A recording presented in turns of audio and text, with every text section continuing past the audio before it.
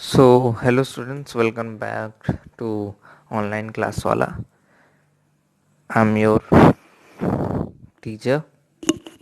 So, right over here we are going to start the part 3 of chapter 1 chemistry. इसका part 3 हम लोग शुरू करने वाले हैं. ठीक है, पार्ट 3. तो पार्ट 3 में हम लोग ज़्यादा कुछ नहीं है, थोड़ा सा ही बाकी है, उसको कवर कर लेंगे. इवापोरेशन के ऊपर कवर कर लेंगे. फिर हम लोग नेक्स्ट क्या करने वाले हैं उसके ऊपर थोड़ा आपको इन्फॉर्मेशन दे देंगे. ठीक है, तो इवापोरेशन क्या होता है? इवापोरेशन आप जानते होंगे क्या होता है इवापोरेशन.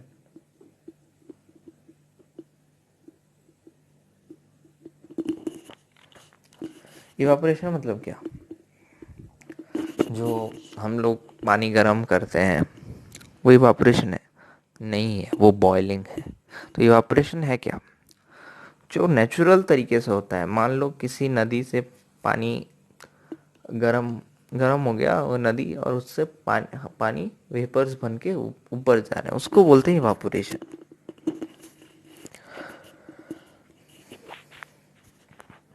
तो हम लोग देखते हैं, in case of liquids a small fraction of particles at the surface. ठीक है, तो इसको आप लोग मार्क कर लीजिए. मार्क करवा दे रहा हूँ मैं, और आपको मैं पढ़ के भी सुना दे रहा हूँ, इसका मीनिंग भी बता दूंगा. ठीक है, तो देखिए यहाँ दिया गया है कि एक मिनट जी. तो यहाँ बोला है कि in the case of liquid a small fraction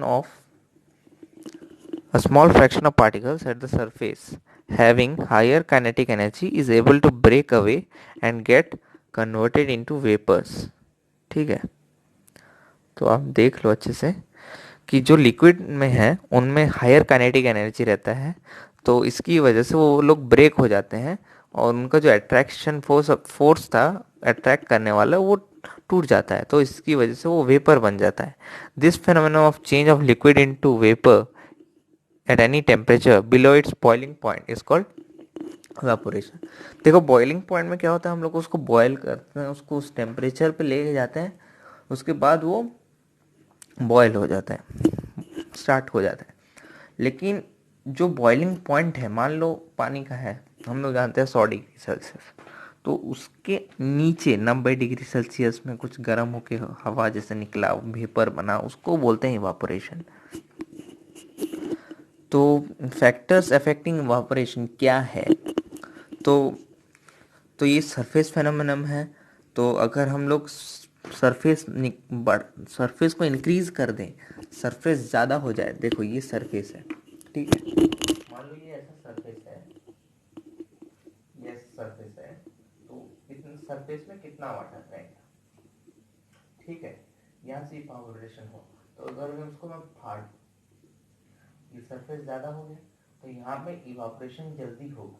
इसीलिए जब हम लोग चाय पीते हैं, ठीक है, जब हम लोग चाय पीते हैं तो चाय गर्म होती है तो एक प्लेट में लेते हैं, तो उसमें क्या करते हैं हम लोग, उस प्लेट में जब चाय आती है तो वो ज़्यादा सरफेस ले लेती है, ज़्यादा सरफेस में आ जाती है, फैल जाती है, इसीलिए उसका जो इवापोरेशन है वो जल्दी होता है, इसीलिए वो जल्दी ठंडा हो जाती है, और हम लोग आराम से उसका मज़ा उठा पाते हैं.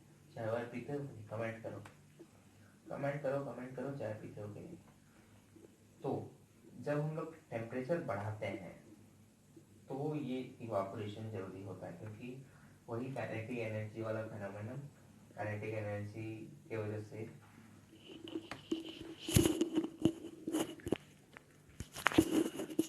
तो जब हम लोग टेम्परेचर बढ़ाते हैं तो वही काइनेटिक एनर्जी बढ़ता है, जिसकी वजह से वो पार्टिकल जल्दी मूव करते हैं, वही फेनोमेनन है. तो इसी की वजह से टेम्परेचर एक इम्पोर्टेंट फैक्टर है इवापोरेशन के लिए. तो ये सब फैक्टर है, जैसे सरफेस मैंने बताया आपको, ठीक है, सरफेस बताया, ठीक है, और टेम्परेचर बताया. फिर ह्यूमिडिटी एक है फैक्टर कि वेपर में कितना प्रेजेंट, एयर में जो वाटर वेपर है उसमें कितना ह्यूमिडिटी है. सॉरी, वो जो वाटर वेपर है, एयर में जो वाटर है, कितना पानी है, वो ह्यूमिडिटी है। Humidity is the amount of water vapour present in air. ठीक है। तो एक the air around us can not hold more than a definite amount of water vapour एक पर्टिकुलर टेम्परेचर में। तो ज़्यादा नहीं पकड़ सकता वो अलग फेनोमेनन में अलग तरीके से चला जाएगा। इवापोरेशन स्टार्ट हो सकता है, या वो किसी और स्टेट में भी कन्वर्ट हो सकता है। ठीक है। तो जो जब ह्यूमिडिटी कम हो जाता है तो इवापोरेशन बढ़ जाता है। जब ह्यूमिडिटी ज़्यादा हो जाता है तो इवापोरेशन कम हो जाता है, कि the amount of water in air is already high, rate of evaporation decreases. ठीक है। तो जब हम लोग, ये एक फैक्टर हो गया। और एक फैक्टर क्या है, विंड स्पीड। मतलब जब देखो, नॉर्मली सर्दी के मौसम में धूप जल्दी होती नहीं है, बहुत कम होती है, तो उसका इंटेंसिटी भी कम रहता है, फिर भी कपड़े सूख कैसे जाते हैं। या बारिश का महीना ले लो, सूख कैसे जाते हैं, हवा की वजह से। देखोगे अगर तेज़ हवा चल रही होगी तो कपड़े जल्दी सूख जाते हैं। क्यों? विंड। तो विंड स्पीड भी एक मैटर है, जिसकी वजह से particles of water vapour move away with wind, तो उसके साथ चले जाते हैं। तो अगर वाटर वेपर का सराउंडिंग में डिक्रीज हो जाता है उसकी वजह से, विंड स्पीड की वजह से। तो how does evaporation causes cooling, ये आप जानते होंगे जब आप समर के टाइम पे खेल के आए हो और आपके बॉडी से स्वेट निकल रहा है, पसीना निकल रहा है, और जैसे ही आप शर्ट खोल देते हो और या कोई शेड के एरिया या अपने रूम में जाते हो, तो आपको एक अलग तरह की ठंडक महसूस होती है।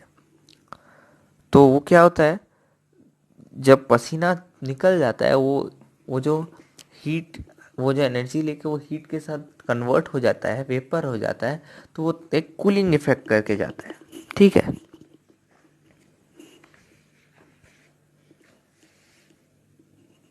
जैसे नेल पॉलिश रिमूवर हो, उसको अगर हम लोग अपने हाथ में या कहीं पे डालें, तो अगर नहीं डाला है तो एक बार ट्राई करके देखो, कोई उसमें बॉडी में हार्म नहीं है। ठीक है। तो उसका अगर डाल के देखो तो कुछ देर जब वो इवापोरेट होना शुरू हो जाता है तो एक कूलिंग इफेक्ट देता है। तो जब वो इवापोरेट होता है तो वो ठंडा करते जाता है। ठीक है।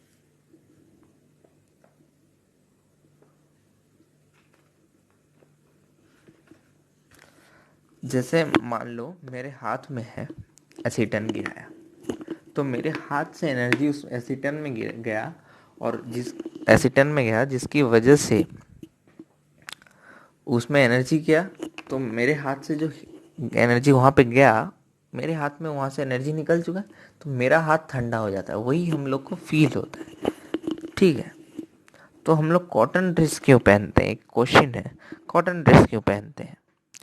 तो particles at the surface of the liquid gain energy from the surrounding and ventilation होता है यार, तो इसी की वजह से हम लोग उसको पहनते हैं। ठीक है। The heat energy equal to the latent heat of the vaporization is absorbed from the body, leaving the body cool. तो कॉटन जो होता है वो वाटर का एक अच्छा एब्जॉर्बर रहता है, तो इसीलिए तो स्वेट को एब्जॉर्ब कर सकता है, और वो एटमॉस्फेयर को अच्छे से एक्सपोज कर सकता है उस स्वेट को। ठीक है। ये हो गया इतनी बात। हाँ, ठीक है।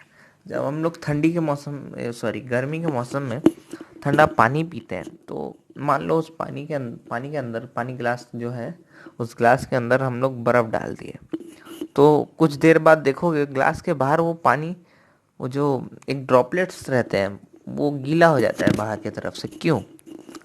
तो इसका भी वही रीज़न है कि the water vapour present in air on coming in contact with the cold water loses energy and get converted to liquid state. तो ये जो पास वास के जो एयर रहता है, वो पास आते ही इसमें कन्वर्ट हो जाता है, थोड़ा लिक्विड स्टेट हो जाए, ठंडा हो जाता है। इसकी वजह से हम लोग को ऐसा दिखता है। ठीक है। तो हम लोग को जनरली 3 स्टेट मालूम है और 2 स्टेट भी हम लोग को नए नए पता चले हैं, जो कि है प्लाज्मा और एक बोस आइंस्टाइन कंडेंसेट। इनके बारे में आप पढ़ना चाहो तो इस बुक से पढ़ सकते हो। बस खाली इतना जान लो कि और 2 है, प्लाज्मा और बोस आइंस्टाइन कंडेंसेट। तो इनके बारे में अगर आप पढ़ना चाहो तो पढ़ लो, और मैं सजेस्ट करूँगा कि आप पढ़ ही लो। लेकिन इसमें सिर्फ कहानी दी गई है, उसके बारे में ज़्यादा कुछ इन्फॉर्मेशन है नहीं, क्योंकि आपके लेवल पे ये सब नहीं आने वाला है। ठीक है, तो यहाँ पे एक क्वेश्चन बस कर देता हूँ आपके लिए, मिल के सॉल्व करते हैं। आपके लिए क्या करूँगा, ठीक है, मिल के सॉल्व करते हैं, है ना। तो ये रहा कुछ क्वेश्चन, यहाँ पे दिख रहा है आपको, बहुत अच्छा। तो जब सॉलिड से लिक्विड करते हैं तो क्या किया जाता है, ये जो ए है, ये क्वेश्चन इसीलिए इम्पोर्टेंट है क्योंकि मैंने यहाँ पे आपको बताया है। तो यहाँ पे लिक्विड है तो हम लोग क्या करेंगे, फ्यूज़न करेंगे। फ्यूज़न करेंगे तो क्या होगा, लिक्विड होगा। ठीक है, तो वापस क्या है, सॉलिडिफिकेशन। यहाँ पे दिख रहा है आपको, एक बार जूम कर लेते हैं।